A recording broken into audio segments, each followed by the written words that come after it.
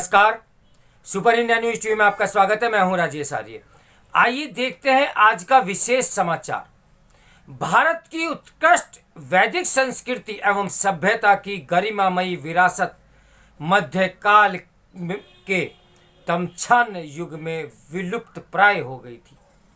राजनीतिक परंपरा तथा पराधीनता के कारण विचलित भारतीय जनमानस को महर्षि दयानंद सरस्वती ने आत्मबोध, आत्मगौरव, स्वाभिमान एवं स्वाधीनता का मंत्र प्रदान किया। स्वामी दयानंद 19वीं सदी के जन जागरण के सूर्य थे। उन्होंने अंधकार को दूर कर आत्मगौरव के पुनरुत्थान का अभूतपूर्व कार्य किया। भारतीय संस्कृति का भी किया उन्होंने पुनरुत्थान। भारत ऋषि मुनियों की पावन धरा है।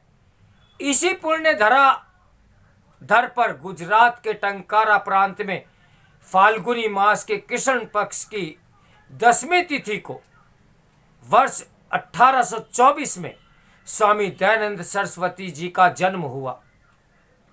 मूल नक्षत्र में जन्म लेने के कारण इनका नाम मूल शंकर रखा गया।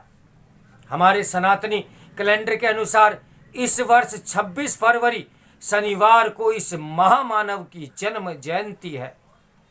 शाश्वत सत्य के अन्वेषण हेतु एवं सत्य व शिव की प्राप्ति हेतु मूल शंकर वर्ष 1846 में 21 वर्ष की आयु में समृद्ध घर परिवार मोह ममता के बंधनों को त्याग कर सन्यासी जीवन की ओर बढ़ गए। उन्होंने 1859 में गुरु विरजानंद जी से व्याकरण व योग दर्शन की शिक्षा प्राप्त की। 1875 में स्वामी दयानंद ने बंबई में आर्य समाज की स्थापना की। उन्होंने वेदों की समस्त ज्ञान एवं धर्म के मूल स्रोत और प्रमाण ग्रंथ के रूप में स्थापित किए। अनेक प्रचलित मिथ्य धारणाओं को तोड़ा और अनुचित पुरातन परंपराओं का खंडन भी किया। उस अंधकार के युग में महर्षि दयानंद ने सर्वप्रथम उद्घोष किया कि वेद सब सत्य विधाओं की पुस्तक है। वेद का पढ़ना पढ़ाना और सुनना सुनाना आर्यों का परम धर्म है।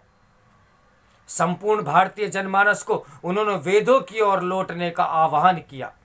वेद के प्रति वे दृष्टि ही स्वामी दयानंद की विलक्षणता है। महर्षि दयानंद ने मनुष्य मात्र के लिए वेदों के अध्ययन के द्वार खोले थे, जिसके माध्यम से उन्होंने भारतीय संस्कृति के पुनरुत्थान का मार्ग प्रशस्त किया।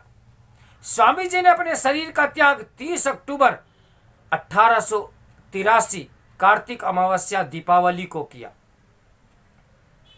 आगे बढ़ते हैं महर्षि के जीवन के विषय में। महर्षि दयानंद के प्रादुर्भाव के समय भारत धार्मिक, सामाजिक, आर्थिक एवं राजनीतिक दृष्टि से अति जर्जर और छिन्न भिन्न हो गया था। ऐसे विकट समय में जन्म लेकर महर्षि ने देश के आत्मगौरव के पुनरुत्थान का अभूतपूर्व कार्य किया। अपने मोक्ष के आनंद को वरीयता न देकर उन्होंने वेद के प्रचार प्रसार के साथ लोक कल्याण के निर्मित जन जागरण करते हुए अंधविश्वासों का खंडन किया। अज्ञान, अन्याय और अभाव से ग्रस्त लोगों का उद्धार करने हेतु वे जीवन पर्यंत संघर्ष करते रहे।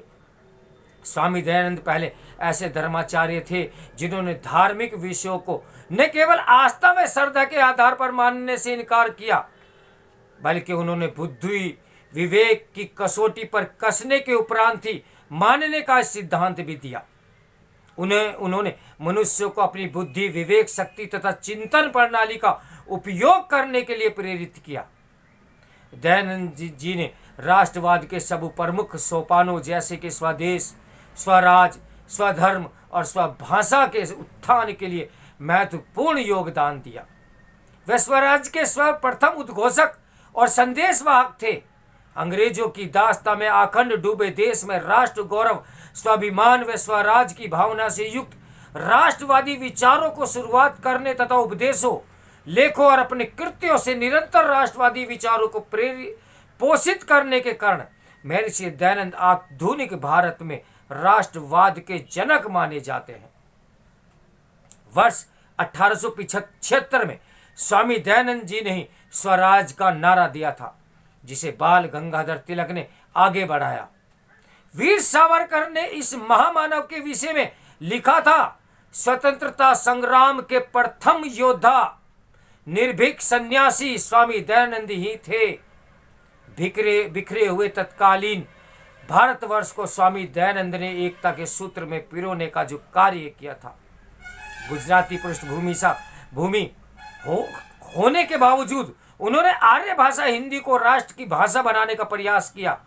संस्कृति के प्रकांड विद्वान होने पर भी उन्होंने अपने उपदेशों का माध्यम हिंदी भाषा को ही चुना, हिंदी भाषा को ही बनाया। स्वामी जी परम योगी, अद्वितीय ब्रह्मचारी वे ओजस्वी वक्ता थे। वे जानते थे कि सशक्त भारत के निर्माण के लिए युवाओं को श्रेष्ठ शिक्षा के माध्यम से राष्ट्र के स्वर्णिम स्वाभिमान और स्वाधीनता के मार्ग को प्रशस्त किया जा सकता है। इसके लिए स्वामी जी ने गुरुकुल पद्धति का विधान किया, ताकि राष्ट्र का प्रत्येक युवा शारीरिक, मानसिक और आध्यात्मिक शक्तियों से परिपूर्ण होकर वैदिक संस्कृति की रक्षा के लिए तत्पर हो। महर्षि ने वेद के उपदेशों के माध्यम से भारतीय समाज को एक नया जीवन दिया। उन्होंने बाल विवाह, पर्दा प्रथा, जाति प्रथा, छुआछूत जैसी अनेक सामाजिक बुराइयों के विरुद्ध जीवन पर्यंत संघर्ष किया। उन्होंने समाज में दलितों और शोषितों को समानता का अधिकार देकर सामाजिक एकता, समरसता और सद्भावना की नींव रखी। फ्रेंच लेखक रोमिया रोला ने महर्षि दयानंद के अछूतोद्वारक कार्यों की प्रशंसा करते हुए लिखा है कि महर्षि दयानंद ने वेद के दरवाजे संपूर्ण मानव जाति के लिए खोले थे। उनके लिए संपूर्ण मानव एक ही ईश्वर की संतान है। दलितों व शोषितों के लिए अधिकारों का स्वामी दयानंद जैसा प्रबल समर्थक कोई नहीं हुआ। उनका चिंतन था कि सत्य को ग्रहण करने और असत्य को त्यागने में मनुष्य को हर वक्त यानी कि सर्वदा तैयार रहना चाहिए। उन्होंने तत्कालीन राजा महाराजाओं एवं अंग्रेजी साम्राज्यों के भय, लोभ, लालच की परवाह न करते हुए सत्य का उपदेश दिया। वेदों के स्वर्णिम चिंतन को महर्षि दयानंद सरस्वती ने अपने अमर ग्रंथ सत्यात प्रकाश, ऋग्वेदादि भाष्य, भूमिका संस्कार विधि में प्रस्तुत भी किया है। उन्होंने भारतवर्ष के अतीत की गरिमा की प्रबलता से प्रस्तुत किया, जिससे स्वाभिमान एवं राष्ट्रीयता का समावेश हुआ। स्वामी जी स्वाधीनता और स्वराज्य के प्रबल समर्थक थे। उन्होंने विदेशियों के आगे निर्भीकता से अपना पक्ष रखा। कोलकाता में 1873 में तत्कालीन अंग्रेज अधिकारी नॉर्थ ब्रुक ने स्वामी दयानंद से कहा कि अंग्रेजी राज्य सदैव रहे, इसके लिए ईश्वर से प्रार्थना कीजिएगा। स्वामी दयानंद जी ने निर्भीकता के साथ उत्तर दिया कि स्वाधीनता और स्वराज्य मेरी आत्मा और भारतवर्ष की आवाज है और यही मुझे प्रिय है। मैं विदेशी साम्राज्य के लिए प्रार्थना कभी नहीं कर सकता। वेद मंत्रों को प्रमाण देकर स्वामी दयानंद ने राष्ट्रीय स्वाभिमान से परिपूर्ण युवा शक्ति को तैयार किया। व्यक्ति, समाज, परिवार या राष्ट्र के विकास का मूलाधार उसकी स्वाधीनता होती है, ये उन्होंने कहा। स्वामी दयानंद कहा करते थे कि आर्यवर्त भारत ही वह भूमि है जो रत्नों की को उत्पन्न करती है। वेद मंत्रों को प्रमाण देकर स्वामी दयानंद ने राष्ट्रीय स्वाभिमान से परिपूर्ण युवा शक्ति को तैयार किया। व्यक्ति, समाज, परिवार या राष्ट्र के विकास का मूलाधार उसकी स्वाधीनता है। ऋग्वेद का प्रमाण देते हुए स्वामी दयानंद स्वाधीनता के पक्ष की पथ की प्रशंसा करते हुए कहते हैं, अर्चने ननु स्वराज्यम, अर्थात हम सदैव स्वराज्य की अर्चना करें।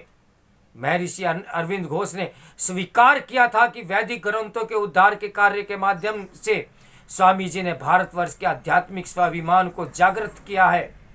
स्वामी जी ने बताया कि वेदों के उपदेशों से ही मनुष्य की व्यक्तिगत, पारिवारिक, सामाजिक उन्नति का मार्ग प्रशस्त होता है और भौतिक व आध्यात्मिक उन्नति की प्राप्ति होती है। महर्षि दयानंद का चिंतन था कि आध्यात्मिकता एवं ज्ञान ही मनुष्य एवं राष्ट्र की स्वाभिमान एवं स्वाधीनता को सुदृढ़ता प्रदान करते हैं। इसलिए आर्य समाज के नियमावली में उन्होंने ये भी कहा कि अविद्या का नाश तथा सर्वदा विद्या की वृद्धि करनी चाहिए। महर्षि दयानंद का स्वप्न था कि भारत ही नहीं अपितु संसार का जनमानस श्रेष्ठता से परिपूर्ण हो। उन्होंने ये भी कहा, गुणवंतो विश्वमार्यम। महर्षि का संपूर्ण जीवन वैदिक संस्कृति हेतु समर्पित रहा। एक बार ब्रह्म समाज के नेता केशव चंद्र सेन ने स्वामी जी से कहा कि आप जैसा वेदों और संस्कृति का प्रकांड वेत्ता अंग्रेजी नहीं जानता, तो ये बड़े दुख की बात है। इस पर स्वामी जी ने उत्तर दिया कि ब्रह्म समाज का शिरोमणि नेता देववाणी व देववाणी संस्कृति से अनभिज्ञ है, ये दुर्भाग्य की बात है। महर्षि दयानंद का जीवन एक संत का था। उनकी प्रवृत्ति सत्यान्वेषण की थी और दृष्टि वैज्ञानिक व प्रजातांत्रिक थी। उनके चिंतन ने पराधीन भारत की सुप्त पड़ी आध्यात्मिक स्वाभिमान एवं स्वराज्य की भावना को जागृत किया। कहने को तो स्वामी दयानंद सरस्वती के विषय में अनेकों बातें हैं, लेकिन समय इसकी गवाही नहीं देता। हम फिर मिलेंगे अगले समाचार में। नमस्कार, मैं हूं राजेश आर्य।